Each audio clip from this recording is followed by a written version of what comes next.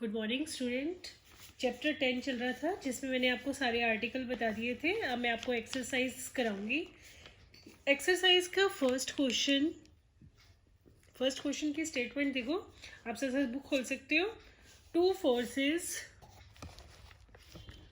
Forces P and Q are such that their central axis is given in position। दो forces है P Q, central axis is given है in the position. तो central axis को हम Z axis के along लेके चलेंगे क्योंकि हम सब आर्टिकल में जेड एक्सिस के अलोंग ही लेके चले हैं। And the line of action of P given, जो P का लाइन ऑफ एक्शन है वो आपको गिवन है। And show that locus of line of action of Q is the conicoid. जो Q फोर्स का लाइन ऑफ एक्शन होगा वो कॉनिकॉइड होगा। कॉनिकॉइड क्या होता है, आपने सॉलिड ज्योमेट्री के अंदर पढ़ा था कि अगर आपकी कोई इक्वेशन एक्स वाई के अंदर आ जाती है तो हम उसको बोलते हैं कॉनिक। अगर वो इक्वेशन एक्स वाई जेड के अंदर आती है तो वो आपका क्या बन जाता है, कॉनिकॉइड। तो आपको क्यू की एक locus of line of action of Q निकालना है, जो आपका क्या आना चाहिए, कॉनिकॉइड आना चाहिए।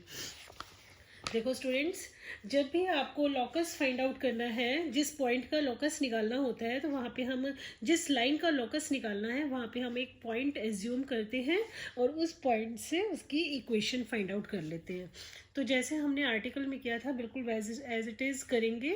ये फर्स्ट आर्टिकल पे बेस है सारा। जैसे हमने ये ले ली, that is the central axis. Central axis पे आपका रिजल्टेंट आर हो गया और कपल के हो गया। यहाँ पे हमने फोर्स पी लिया। तो स्टूडेंट्स, मैंने आपको आर्टिकल में बताया था कि आपकी ये जेड एक्सिस है तो फोर्स पी हमने ऐसे ले रखा है। देखो ऐसे फोर्स पी, जैसे मेरा पेन है, पेन की डायरेक्शन में थोड़ा नीचे करके बताती हूँ। ये पेन की डायरेक्शन में फोर्स पी है जो इसके साथ ऐसे अल्फा का एंगल बना रही है, तो मैंने इसको ऐसे ड्रॉ कर लिया। और ये जेड एक्सिस है, फोर्स क्यू आपका नीचे की साइड है और वो जो एंगल बना रहा है वो आपका क्या हो गया, बीटा हो गया। तो आपको सेंट्रल एक्सिस गिवन है, फोर्स पी गिवन है, क्यू की equation of line of equation निकालनी है। तो हमने जिसका लोकस हमें निकालना होता है वहाँ पे एक पॉइंट एज्यूम कर लेते हैं। तो स्टूडेंट्स आप देखोगे तो मैंने यहाँ पे एक पॉइंट एज्यूम कर लिया। अब इस पॉइंट की बात करते हैं तो ये आपका नीचे की तरफ है। तो आप देखोगे ये लाइन आपकी एक्स एक्सिस है, तो इस पॉइंट से इस साइड आपका माइनस एक्स होता है, तो ये पॉइंट पे माइनस एक्स हो गया। और ये लाइन वाई एक्सिस आपकी ऐसे है और ये लाइन नीचे की तरफ है, तो ये आपका माइनस वाई हो गया। और जेड एक्सिस तो आपकी ऊपर की तरफ पॉजिटिव, नीचे की तरफ नेगेटिव है, तो ये पॉइंट हो गया। इसमें हमने पॉइंट चूज कर लिया, minus X minus Y Z. देखो स्टूडेंट्स, आपको क्वेश्चन तभी समझ में आएगा जब आप आर्टिकल को अच्छी तरह पढ़ेंगे, क्योंकि आर्टिकल बेस ही हमारे क्वेश्चन है। आर्टिकल जब तक आपको समझ में नहीं आएंगे तो आपको क्वेश्चन नहीं समझ सकते। तो पहले आप आर्टिकल की वीडियो देखें फिर क्वेश्चंस करें, उससे आपके क्वेश्चन आसान हो जाएंगे। तो जैसे हमने आर्टिकल में पढ़ा था बिल्कुल सेम वैसे ही है। यहाँ एंगल अल्फा, यहाँ बीटा, ये पॉइंट A00 हो गया, ये माइनस B0 हो गया। कंपोनेंट ऑफ फोर्स P निकालने हैं, तो ये मैं आपको दोबारा नहीं बता रही, आप समझने के लिए आर्टिकल भी देख सकते हो। P के कंपोनेंट्स क्या आ जाएंगे, 0 P sine alpha, P cos beta. और Q के कंपोनेंट आ जाएंगे 0 minus Q sine beta, Q cos beta. तो रिजॉल्विंग फोर्स कर लिया तो आपके पास P cos alpha Q cos beta equal to 0, P sine alpha Q cos beta equal to 0। ये आपको समझ में आई क्या होगा, ये सभी आर्टिकल में हमने पढ़ा है। देखो हमने क्या किया, वाई एक्सिस को ऐड किया तो वो 0 हो गया, जेड एक्सिस को ऐड किया तो जेड एक्सिस के अलोंग हमारा जो फोर्स था वो आर था, तो मैंने यहाँ पे आर लिख दिया। ऐसे ही हम मोमेंट निकालते हैं। मोमेंट आपका taking the moment of force P का मोमेंट निकालोगे तो हम क्या करते हैं, आई जे के लेते हैं, डिटर्मिनेंट सॉल्व करते हैं, पी पे पॉइंट्स लेते हैं और पी के ही कंपोनेंट ऑफ फोर्स लेते हैं। क्रॉस मल्टीप्लाई करोगे तो आपके पास फोर्स के कंपोनेंट आ जाएंगे। तो स्टूडेंट्स मैंने निकाल रखे हैं, आप देख लेना, क्योंकि मैंने ये सब कुछ आर्टिकल में आपको बता दिया था। अगर आपको फिर भी नहीं समझ में आता तो पहले आप वीडियो को देखें फिर इसको देखें। ऐसे ही हम मोमेंट ऑफ फोर्स क्यू निकालते हैं, आई जे के, और आपका हो गया minus B0 Q minus Q sine beta Q cos beta. यहाँ तक तो सारे step as it is article वाले चल रहे थे। आर्टिकल को देख के ही हमने ये सारे स्टेप्स कर रखे हैं। तो अब हमारे पास क्यू के कंपोनेंट आ गए। तो यहाँ से मैंने कंपोनेंट्स निकाल लिए। आपको देखोगे जेड एक्सिस के अलोंग मैंने ऐड किया, तो मोमेंट आपको के दे रखा है, तो दोनों के जेड वाले ऐड कर दिए तो के इक्वल, वाई वाले ऐड किए तो 0 के इक्वल।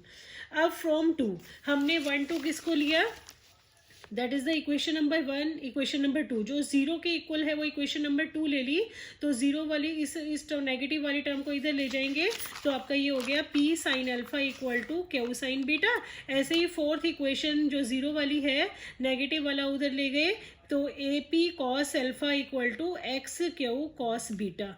दोनों को डिवाइड कर दिया तो आप देखोगे tan alpha by A equal to tan beta by X, cross multiply किया तो A tan beta equal to X tan alpha. अब यहाँ पे एक स्टेप है समझने का। अब टेन बीटा निकालेंगे। बीटा क्या था स्टूडेंट्स, मैं डायग्राम पे आती हूँ। तो बीटा हमारा क्या था, बीटा क्यू फोर्स बना रहा था। अब इसको समझाने के लिए देखो मैंने ये ले लिया कि ये आपकी जेड एक्सिस है, ये मोबाइल आपकी जेड एक्सिस है। क्यू फोर्स, पी फोर्स तो आपका ऊपर की तरफ है, बट ये जो फोर्स है ये नीचे की तरफ ऐसे लग रहा है, और मैंने यहाँ से परपेंडिकुलर ड्रॉ किया। यहाँ से आप ये परपेंडिकुलर ड्रॉ कर रहे हो, तो ये किस एक्सिस के अलोंग है, वाई एक्सिस के अलोंग, तो ये आपका वाई हो गया और ये आपका जेड हो गया। तो मैंने इसको ड्रॉ कर दिया, देखो स्टूडेंट्स। तो ये आपका यहाँ से इस पॉइंट से मैंने यहाँ पे परपेंडिकुलर डाला, उसको ड्रॉ नहीं कर सकती 3D को, तो ये आपका वाई एक्सिस और ये जेड, और ये जो आपका फोर्स क्यू था ये क्या एंगल बना रहा है, बीटा का। दोबारा से देख सकते हो, मान लो ये जेड एक्सिस है, मैंने आपको बताया था क्यू फोर्स आपका नीचे की साइड है, नीचे की साइड आपका क्यू फोर्स जेड एक्सिस पे बीटा का एंगल बना रहा है। ऐसे है, ये देखो ऐसे है, ये एंगल आपका बीटा का एंगल बन रहा है। यहाँ से पे एक कोई पॉइंट लिया है, यहाँ से मैंने यहाँ पे जब परपेंडिकुलर डाल रही हूँ तो आप देख रहे हो ये वाई एक्सिस है और नीचे वाला आपका जेड है और ये एंगल बीटा। तो मैंने इसको ड्रॉ कर दिया, that is Y axis Z और बीटा। यहाँ से आप देखोगे Y by Z equal to tan beta, तो y की वैल्यू आ गई जेड टेन बीटा। तो टेन बीटा की वैल्यू आप पुट कर देते हो, y by Z cross multiply किया तो A Y equal to Z X tan alpha. तो आप देखोगे आपके पास एक इक्वेशन आ गई जो एक्स वाई जेड के अंदर है, तो उस इक्वेशन को हम बोलते हैं कॉनिकॉइड। आपने सॉलिड ज्योमेट्री में पढ़ा था, अगर कोई इक्वेशन एक्स वाई के अंदर आ जाती है वो कॉनिक की इक्वेशन होती है, अगर इक्वेशन एक्स वाई जेड के अंदर आ जाती है 3D में आती है तो उसको कॉनिकॉइड बोलते हैं, 2D के अंदर उसको कॉन बोलते हैं। तो ये आपका फर्स्ट क्वेश्चन था एक्सरसाइज का, इसको देख लेना, आर्टिकल की तरह ही है, पहले आप आर्टिकल समझें फिर क्वेश्चन करें। तो ये था 10.1 का फर्स्ट क्वेश्चन। तो अभी फर्स्ट के बाद आपको मैं क्वेश्चन नंबर 7 बता रही हूँ, क्योंकि वो भी बिल्कुल आर्टिकल पे ही बेस है। पहले दोनों आर्टिकल पे बेस मैं आपको क्वेश्चन सॉल्व करवा रही हूँ, फिर अदर क्वेश्चन सॉल्व करवाऊंगी। अब देखो नेक्स्ट जो 7th क्वेश्चन है, 7th क्वेश्चन की मैं स्टेटमेंट पढ़ देती हूँ। स्टेटमेंट है में आपको क्या दे रखा है, 7th क्वेश्चन की जो स्टेटमेंट है दैट इज 7th क्वेश्चन की statement, show that A wrench of which the force are, एक रेंच है, रेंच क्या होती है आर की, ठीक है। आपको फोर्स उसका आर दे रखा है और पिच दे रखा है, मतलब पिच पी की वैल्यू दे रखी है डब्ल्यू से, may be replaced by two forces. Wrench को दो फोर्स से रिप्लेस किया है, जैसे पी और क्यू दो फोर्स होते हैं, उनके बीच का एंगल अब 2 थीटा दे रखा है, मतलब हम एक एंगल अल्फा लेते हैं एक बीटा लेते हैं, तो दोनों का सम आपको 2 थीटा दे रखा है। And shortest distance between them is 2c, जो उन दोनों के बीच की डिस्टेंस है वो आपको 2c दे रखी है। एंड देयर मैग्नीट्यूड आर, और जो दो फोर्स है जो रिजल्टेंट का मैग्नीट्यूड है वो आपका ये आना चाहिए, तो ये आपको शो करना है। देखो स्टूडेंट कैसे करना है, मैं आपको क्या क्या गिवन है पहले मैं आपको ये बता देती हूँ। आपको दे रखा है कि आपको एक रिजल्टेंट ए रेंच दे रखी है, रेंच मतलब आर के, तो हमने उसको जेड एक्सिस के अलोंग ले लिया, रेंच आर, उसके साथ आपको पिच दे रखी है। पिच का फॉर्मूला क्या होता है, पी इक्वल टू के बाई आर। के बाई आर आपको पिच डब्ल्यू सी दे रखी है, यहाँ से के निकाल लिया, के आपका क्या हो गया R W C. Okay, diagram मैंने वही बनाया है जो आर्टिकल में था। यहाँ पे फोर्स पी ले लिया, यहाँ पे क्यू ले लिया, पी अल्फा का एंगल बना रहा है, क्यू बीटा का एंगल बना रहा है, और ये एंगल नीचे की तरफ है। ये A0 0 पॉइंट हो गया, ये 0 है, सॉरी ए नहीं है, A0 0, और इस साइड -B 0 0 हो गया। आपको दे रखा है दोनों फोर्स के बीच का एंगल। देखो स्टूडेंट, अगर मैं पी फोर्स को यहाँ पे ले आती हूँ, यहाँ पे शिफ्ट कर देती हूँ, पी ऊपर की तरफ है, क्यू नीचे की तरफ है, दोनों के बीच का एंगल जो है वो आपको 2 थीटा दे रखा है, मतलब अल्फा प्लस बीटा आपको 2 थीटा दे रखा है। और दोनों के बीच की डिस्टेंस ए प्लस बी आपको 2c दे रखा है। आपको क्या निकालना है कि P और Q जो आपका है वो R equal to P plus Q, वो वैल्यू आपकी दे रखी है, उसका मैग्नीट्यूड ये आएगा। ठीक है, बिल्कुल आर्टिकल की तरह ही करेंगे स्टार्टिंग में, तो मैं आपको दोबारा नहीं बता रही हूँ। फोर्स आर को रिजोल्व किया जैसे हमने आर्टिकल में किया था, पिछले क्वेश्चन में भी बताया था, ऐसे ही मोमेंट को रिजोल्व किया। 1 2 3 4 हमने आर्टिकल में भी पढ़ा है, तो आप आर्टिकल को देख के, वो वीडियो देख के उसमें से आप कर सकते हो। उसके बाद इसमें स्टूडेंट कुछ भी नहीं है, अगर आपको ये सब कुछ समझ में आ जाता है तो सिर्फ आगे कैलकुलेशन वर्क है। मैं आपको बता देती हूँ कैसे करना है।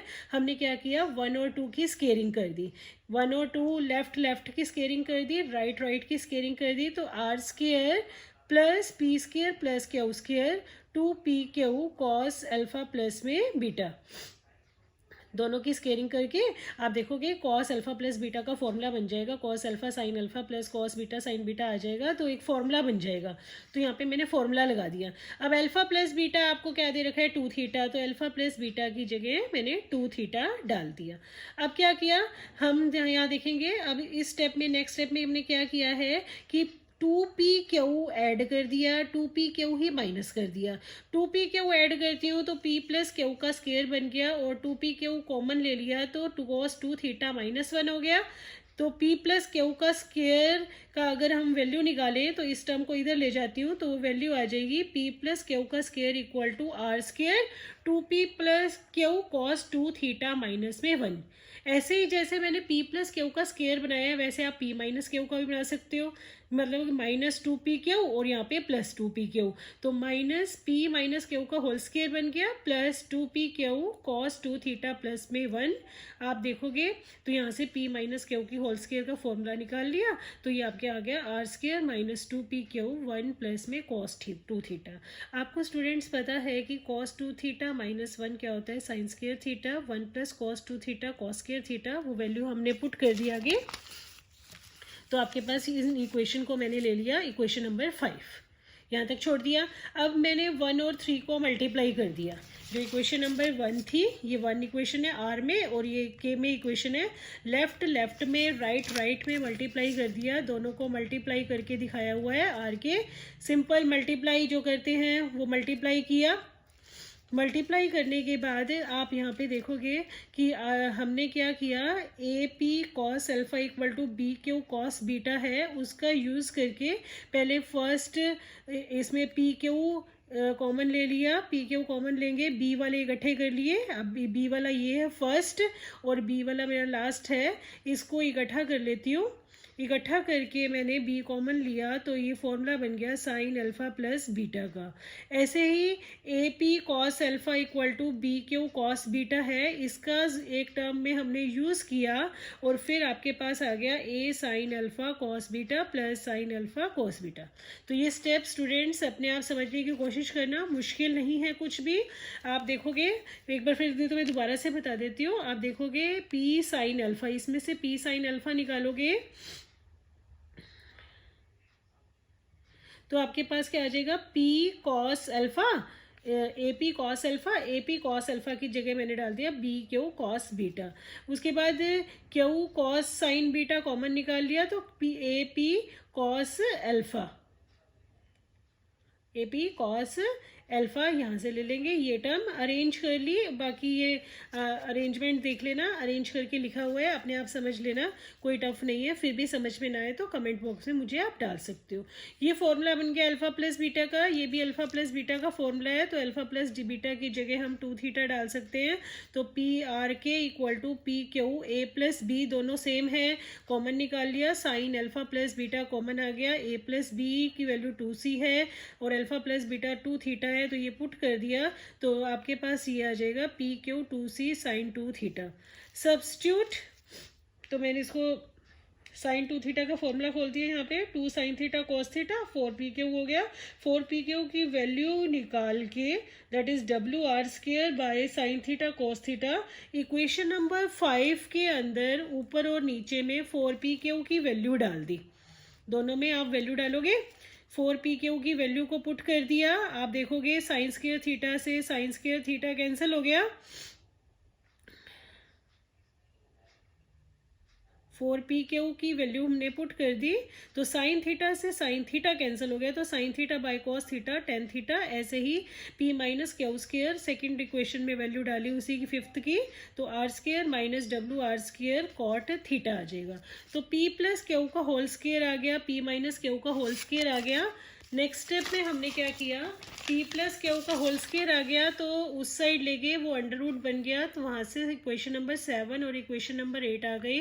तो स्टूडेंट्स आपको पता ही है, जब आपके पास एक्स और वाई में दो इक्वेशन आ जाती हैं तो आप उनको कैसे सोल्व करते हो। वैसे ही पी प्लस क्यू और पी माइनस क्यू में दो इक्वेशन आ गई, उसको मैंने सॉल्व करके पी और क्यू की वैल्यू निकाली हुई है। रिजल्टेंट आर क्या होता है, आप देखोगे पी की वैल्यू आपकी प्लस में है, क्यू की वैल्यू माइनस में है, तो वैल्यू ऑफ पी क्यू कैसे गिवन है, दोनों फोर्स की वैल्यू आपको निकालनी थी, तो प्लस माइनस इकट्ठा लिख दिया, तो ये आपके पास क्या आ गया, that is value of P Q.